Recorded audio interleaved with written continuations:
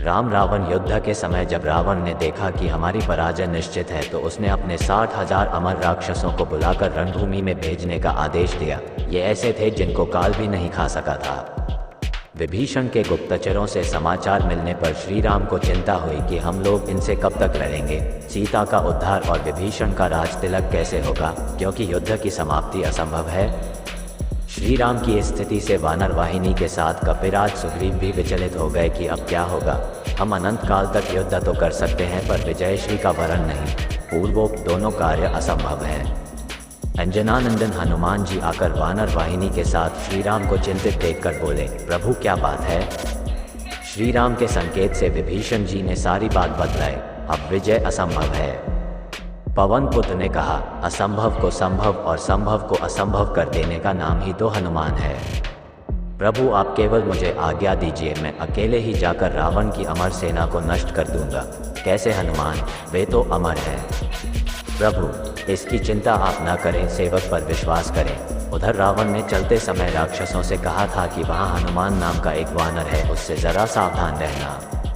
एकाकी हनुमान जी को रणभूमि में देखकर राक्षसों ने पूछा, तुम कौन हो, क्या हम लोगों को देखकर भय नहीं लगता जो अकेले रणभूमि में चले आए। मारुति क्यों आते समय राक्षस राज रावण ने तुम लोगों को कुछ संकेत नहीं किया था जो मेरे समक्ष निर्भय खड़े हो। निशाचरों को समझते देर न लगी कि ये महाबली हनुमान है। तो भी क्या, हम अमर हैं, हमारा ये क्या बिगाड़ लेंगे। भयंकर युद्ध आरंभ हुआ। पवन पुत्र की मार से राक्षस रणभूमि में ढेर होने लगे। चौथाई सेना बची थी कि पीछे से आवाज आई, हनुमान हम लोग अमर हैं, हमें जीतना असंभव है, अतः अपने स्वामी के साथ लंका से लौट जाओ, इसी में तुम सबका कल्याण है। आंजनेय ने कहा, लौटूंगा अवश्य, पर तुम्हारे कहने से नहीं, अपितु अपनी इच्छा से। हाँ, तुम सब मिलकर आक्रमण करो, फिर मेरा बल देखो और रावण को जाकर बताना। राक्षसों ने जैसे ही एक साथ मिलकर हनुमान जी पर आक्रमण करना चाहा, वैसे ही पवन पुत्र ने उन सबको अपनी पूंछ में लपेटकर ऊपर आकाश में फेंक दिया।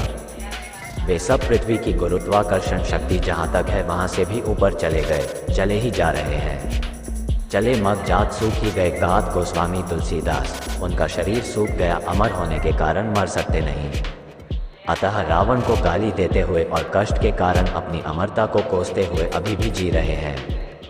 इधर हनुमान जी ने आकर प्रभु के चरणों में शीश झुकाया। श्री राम बोले, क्या हुआ हनुमान। प्रभु उन्हें ऊपर भेजकर आ रहा हूँ। राघव, पर वे अमर थे हनुमान। हाँ स्वामी, इसलिए उन्हें जीवित ही ऊपर भेज आया हूँ, अब वे कभी भी नीचे नहीं आ सकते।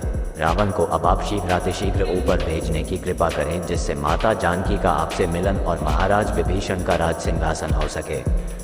पवन पुत्र को प्रभु ने उठाकर गले लगा लिया। वे धन्य हो गए। अविरल भक्ति का वर पाकर श्री राम उनके ऋणी बन गए और बोले, हनुमान जी आपने जो उपकार किया है वह मेरे अंग अंग में ही जीर्ण शीर्ण हो जाए, मैं उसका बदला न चुका सकूं, क्योंकि उपकार का बदला विपत्ति काल में ही चुकाया जाता है। पुत्र तुम पर कभी कोई विपत्ति न आए। निहाल हो गए आंजनेय।